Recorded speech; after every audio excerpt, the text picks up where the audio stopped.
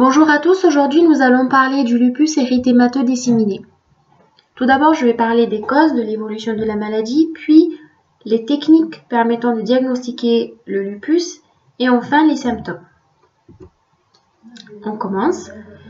Alors, le lupus est une maladie chronique auto-immune qui survient lorsque le système immunitaire s'attaque aux cellules de l'organisme et les détruit.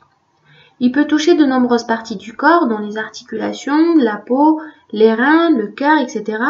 C'est la raison pour laquelle on parle de lupus disséminé ou systémique.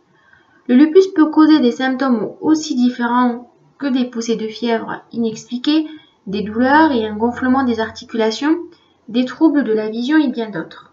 Le mot lupus, ulcère, c'est pour décrire les lésions ulcérantes du visage, semblables à une morsure de loup, mais aussi des éruptions en forme d'ailes de papillons couvrant le pourtour des yeux, également appelés loups, en référence au masque de carnaval.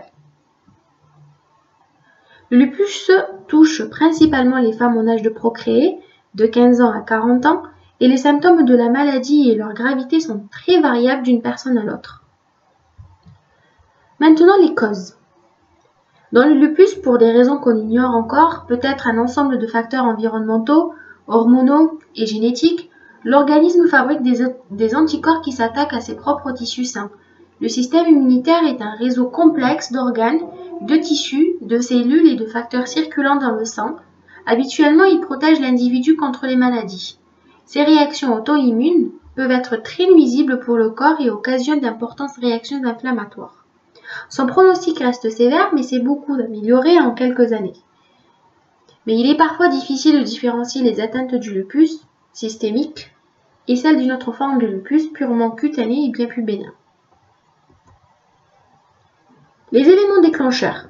Le stress, le surmenage, l'exposition au soleil et le fait de tomber enceinte ou d'accoucher peuvent déclencher le lupus par un mécanisme là aussi qu'on ignore encore.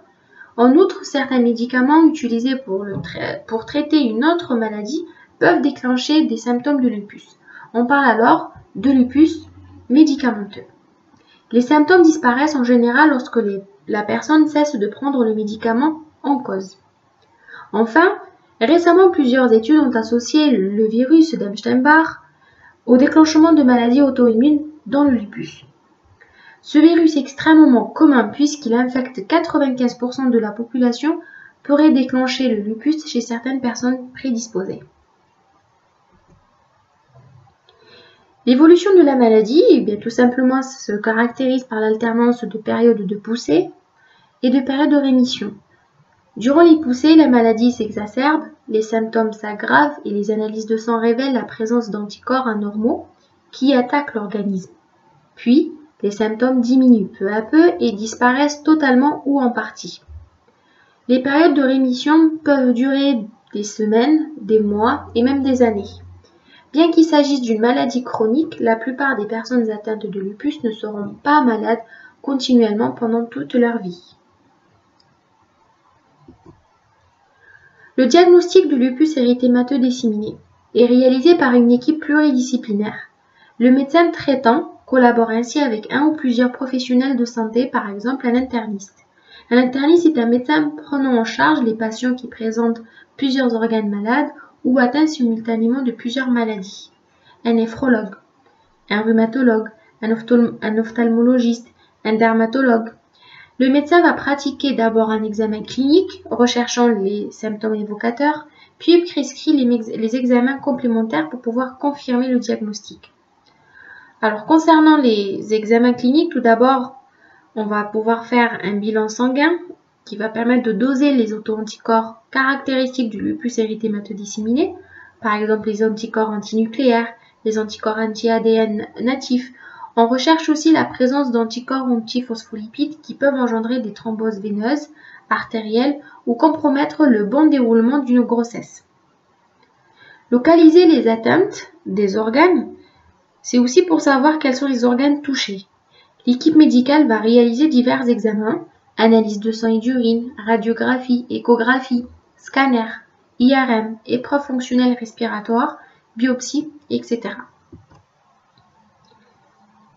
Rechercher une autre maladie auto-immune, c'est aussi un moyen pour pouvoir mettre en évidence des auto-anticorps correspondant à une autre maladie auto-immune associée au lupus érythémateux disséminé. Par exemple, une thyroïdite d'Hashimoto, c'est une maladie de la thyroïde pouvant causer une hypothyroïdie. Concernant le syndrome de Gougerot, c'est un syndrome qui permet de s'expliquer par une sécheresse buccale par exemple ou oculaire.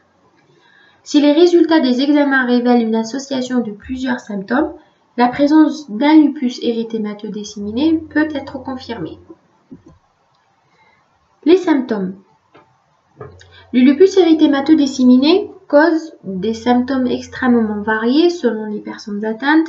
La maladie peut débuter par l'un ou l'autre de ces signes. On va citer tout d'abord les manifestations cutanées. Elles sont présentes chez 80% des malades.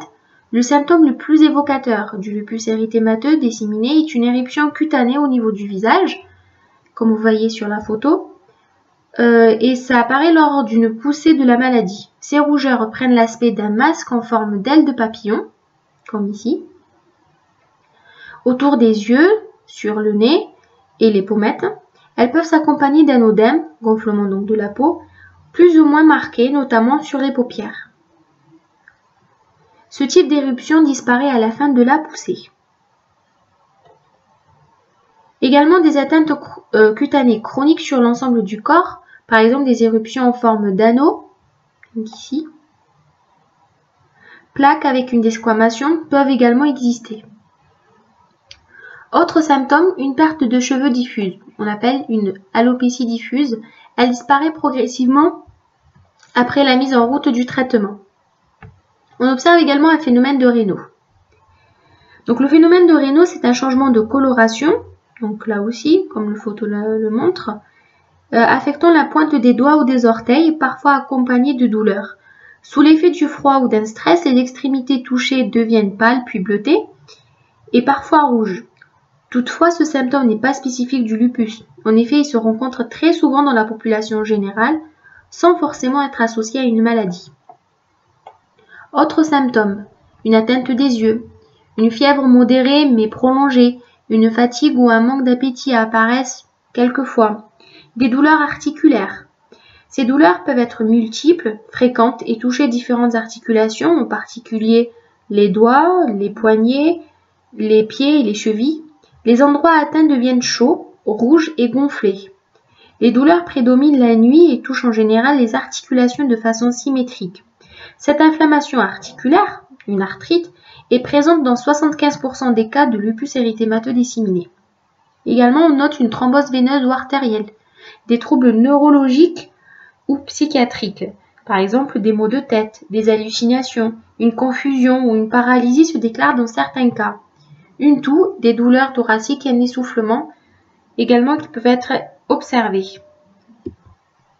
Alors ce schéma va permettre de résumer les symptômes causés par le lupus. Donc on peut noter une pleurite ou une pleurésie. Une pleurésie, c'est une inflammation de deux membranes entourant les poumons avec ou sans production de liquide. Une péricardite, tout simplement une inflammation de l'endocarde. Une néphropathie, une arthrite et le phénomène de Raynaud. Donc voilà, merci pour votre attention. Concernant les traitements, je ferai une vidéo exclusive uniquement pour les traitements disponibles du lupus. Donc n'hésitez pas à suivre mon compte sur Instagram Healthcare Advices et n'hésitez pas aussi à laisser des commentaires concernant cette vidéo. Merci, à très bientôt, au revoir.